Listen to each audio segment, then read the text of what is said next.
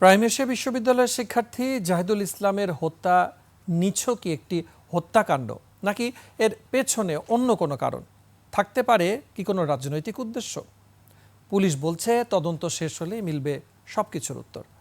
এরই মধ্যে আসামিদের অনেকেই এসেছেন আইনের আওতায়, বাকিদের ধরতেও চলছে সাঁড়াশি অভিযান। মাহতাব মিনহাজের প্রতিবেদন। রাজধানীর প্রাইম এশিয়া বিশ্ববিদ্যালয়ের সামনে হত্যাকাণ্ডের দৃশ্য। সিসি ফুটেজে দেখা যায় পিয়াস নামের এক যুবক ওই বিশ্ববিদ্যালয়ের জাহিদুল ইসলাম পারভেজ নামের এক শিক্ষার্থীর বুকে ছুরি দিয়ে আঘাত করছে। পিয়াসের বান্ধবীর সামনে পারভেজ তার বন্ধুদের সঙ্গে হেসে হেসে কথা বলেছেন, যা ভালোভাবে নেয়নি পিয়াসের বান্ধবী। অভিযোগ সে কারণেই হত্যাকাণ্ড।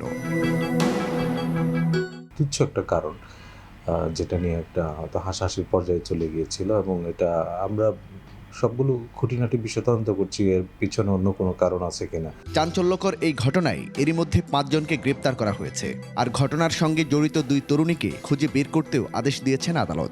ঘটনার পেছনের রহস্য উন্মোচনে তদন্ত শেষ হওয়া পর্যন্ত অপেক্ষা করতে বললেন এই কর্মকর্তা। আশা করি খুব অল্প সময়ের ভিতরে এই মামলার প্রকৃত রহস্য উদ্ঘাটন হবে এবং ঘটনার সাথে জড়িত অন্য যারা রয়েছে তারাও আইনের আওতায় চলে আসবে। পুলিশের তদন্তে এরই মধ্যে উঠে আসে বৈষম্য বিরোধী ছাত্র আন্দোলনের 2 নেতার নাম। তবে সংগঠনটি এর দায় নিতে চাচ্ছে না। আমরা লক্ষ্য করলাম যে বৈষম্য বিরোধী প্ল্যাটফর্মটির পক্ষ থেকে একটি প্রেস ব্রিফিং করা হয়েছে। এটি অত্যন্ত অনাকাঙ্ক্ষিত। বৈষম্য বিরোধী যেরকম মিথ্যাচার করছে, তারা গণমাধ্যমের সামনে যেরকম মিথ্যাচার করছে, আমরা এটি খুবই দুঃখজনক এরকম ঘটনা। বিষয়টি নিয়ে বৈষম্য বিরোধী আন্দোলনের নেতৃবৃন্দের সঙ্গে যোগাযোগ করা হলেও কোনো মন্তব্য পাওয়া যায়নি। তবে হত্যাকাণ্ডের পর প্রেস ব্রিফিং করেন তারা। বাংলাদেশ জাতীয়তাবাদী ছাত্র দল একটি ঘৃণ্য রাজনৈতিক অপপ্রচারে লিপ্ত হয়েছে। বিশ্ববিদ্যালয়ের তরুণরা হত্যার মতো অপরাধে কেন জড়িয়ে পড়ছে? কেন তারা বেপরোয়া?